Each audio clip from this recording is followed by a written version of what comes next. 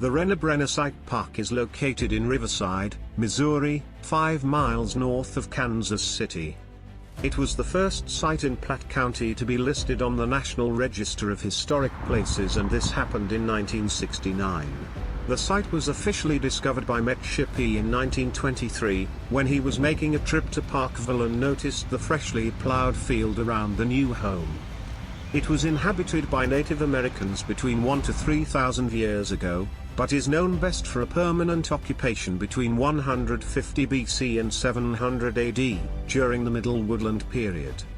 Most of it was purchased by the city of Riverside in 1986 from the Renner estate. The site is named after Carolina Renner. She was a Brenner who married Leslie Renner. The contract with the city and her estate required a marker with both the names Brenner and Renner on it. That's how the park ended up with two last names. It's also known as 23PL1, the Renner site, and the Renner Village Archaeological Site. It has been professionally excavated 5 times, encompassing less than 10% of the site. Marvelous artifacts were recovered and showed archaeologists the people here had been influenced by the Hope Well. Hope Well is a cult offshoot of Middle Woodland people who had more exotic tastes. Why did they come here? We don't know, but the Missouri River may be a logical answer. Just about every Middle Woodland village found in Missouri is in a similar setting like Renner. A count of bodies in mounds through the Midwest indicate the average count of 13. Riverside had 25 mounds with an estimated 325 individuals. It is generally considered that only the elite and their families were giving mound burials, and that represented only a percentage of the village population. Over nearly 1,000 years, that would be a total 2,574 people who had lived at Renner. That's only about 7 on the site each year. 2 of the mounds were on the west bluff and the remaining 23 were along the east bluff. 19 were of a stone-walled variety and all but one of the rest were all earth. 4 major excavations have taken place: Vadel and Shippey 1937, Rodel and Howard 1954, Brenner 1981 to 1993 and SCI Engineering 2009. All the combined excavations equal less than 5% of the site. The 1921 Viven Road Cut and Great Lakes Pipeline destroyed approximately 80,000 square feet, or about 20%. The people that lived here hunted with spear called an atlatl. The bow and arrow didn't come until later. Their main diet was the white-tailed deer. The village was where people came to business and to do chores. They lived in campsites nearby. It is believed the leader and his family did live on the site in some kind of fortified structure. The site was ran more like a large farm where individuals were assigned duties. They had permanent homes joined together with long tree branches firmly planted in the ground and overlaid with a mixture of grass. Then, with open trash pits full of debris and flies around, suddenly the romantic thoughts of frontier life for Native Americans would be out the window. If you could transport back in time and walk through the Renner village, the stench might be unbearable.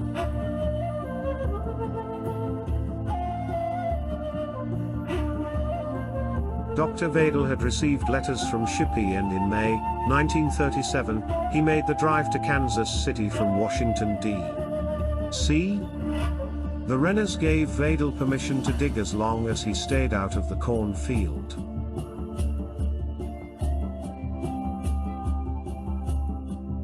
He surveyed and mapped out the site, including elevations, and had at least one overhead photo taken. His excavation would be nearly 2,900 square feet, which worked out to excavating nearly 100 square feet a day. In 1954, Rodel and Howard excavated next to Vadel's.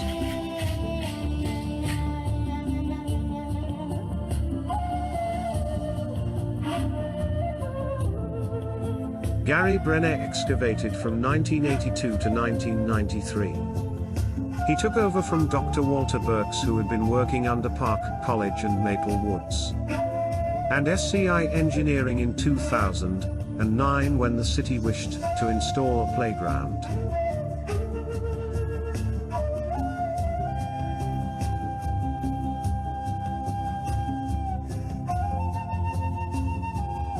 So what have we learned? People from different cultures for over 4,000 years have come across the Renner site. Up until about 50 BC, any settlements here were temporary or seasonal. As the woodland culture began planting, they were just hunter-gatherers. They began to desire a permanent and stabilized home. So beginning around 50 BC, a group of perhaps 3 to 6 or so came across the area and chose the area that would become known as the Renner site. It afforded plenty of water on 3 sides and protection with the bluffs to the east and west. The Missouri River at that time was right at the south end of the village. This group would stay and welcome the occasional new visitors, and slowly the village would grow. The village was ran more like a big farm where only the person in charge and his immediate family actually lived at the village. The others made their homes in nearby camps along the bluffs and came to the village each day to do chores or work. Some likely were in charge of only pottery, others flint knapping, butchering, hunting, farming and all the responsibilities of maintaining a village. By around 100 AD, they had established trade with other distant villages which brought in exotic materials such as copper, mica, and galena. Sometime between 100 and 200 AD, and probably through trading, the Hopewell influence swept through Renner. The Hopewell was sort of a subculture of the Middle Woodland, but a more proper attribute would be to call them a trend or fad. Much like we are today, in that we all share this county, but some will only shop Walmart, while others only at Tiffany's. The Hopewells were the Tiffany's of their time. The people of Renner had been burying their dead in large earth mounds, and after the Hopewell influence, they began constructing stone-walled burial vaults between 150 and 450 AD. This was significant. This required site planning, design, measuring and a lot of labor, with hauling rocks nearly a quarter of a mile, one at a time, for over 600 trips per vault. The rock outcrop used can still be seen today along the bluff across from Larry's nursery. The vault walls were laid nearly perfectly plumb and level. Dry laying large stones is difficult today. The first archaeologists in the 1870s recorded that the walls appeared as if they had been laid by modern masons.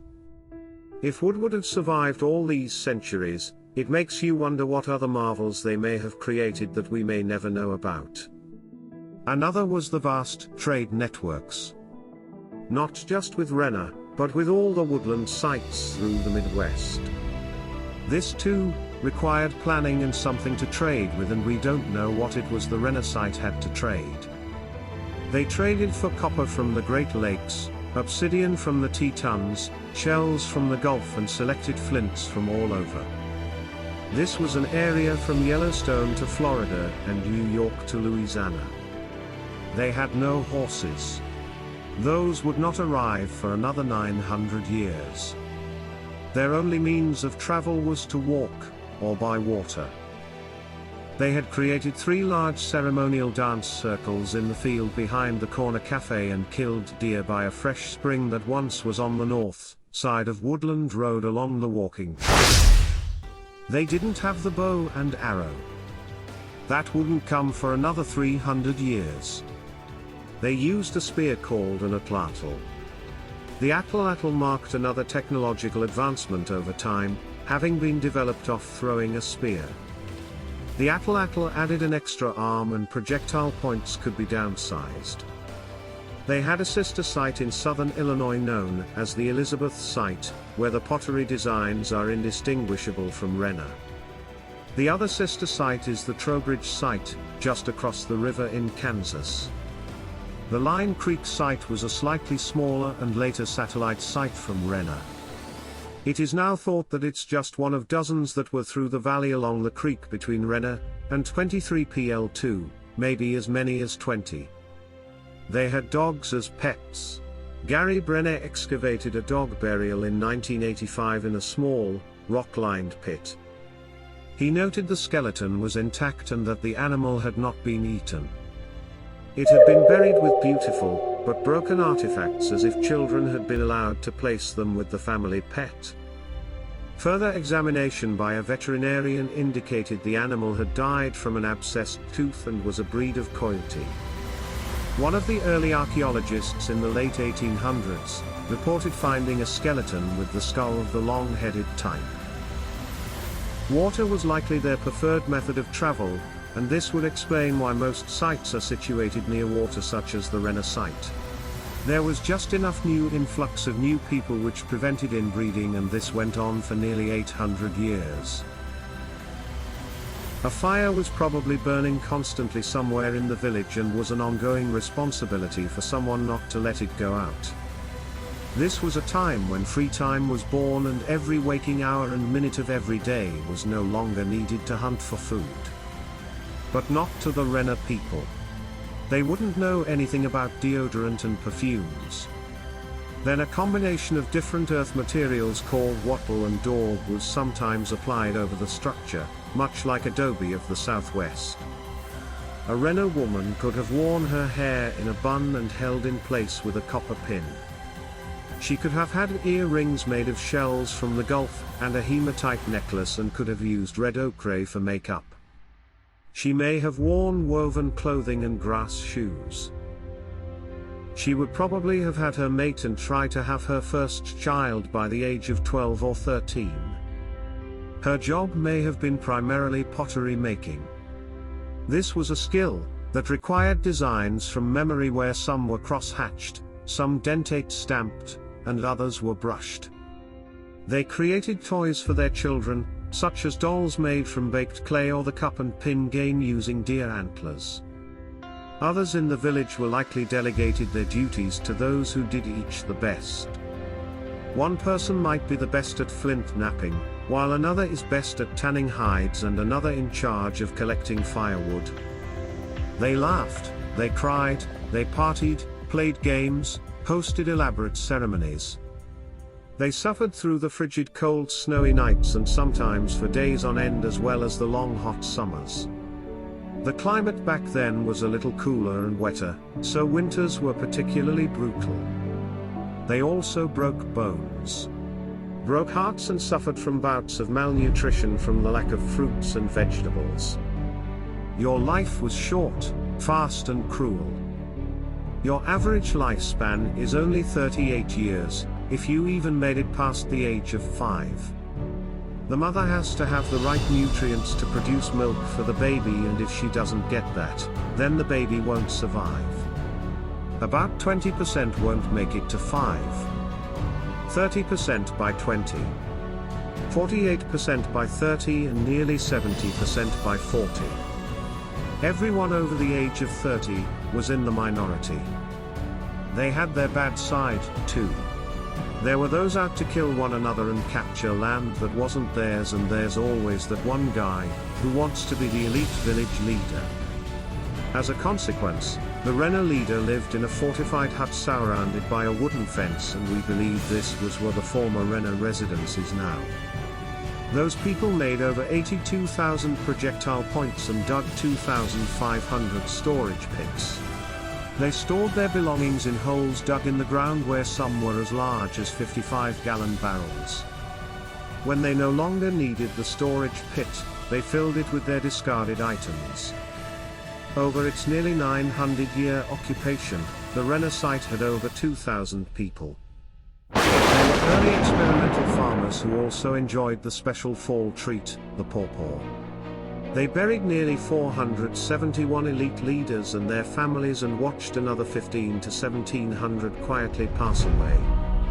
You would have witnessed most everyone in the Renner village suffering from some kind of illness or wound. Most suffered a form of arthritis common in today's long-distance runners called periostitis. Some literally went crazy because of tooth infections, high fevers and ear infections. Some wandered off into the woods to never be seen again, and some went to another village. But most, somehow lived their entire lives right there at Renner. It's not impossible that as many as 28 to 30 generations from one family survived the length of permanent occupation at Renner. They gave birth, died and buried their dead 2,000 years ago. It's important in this age of isolation, that human beings have some concept of their history and the ongoing human experience. Part of that concept is just a slender thread from long ago from a people whose existence can't be explained. Just how far does that thread go? We don't know. But we do know their tradition continues to amaze us. All these hundreds, and even thousands of years. Up to today. Up to now. Up to this second.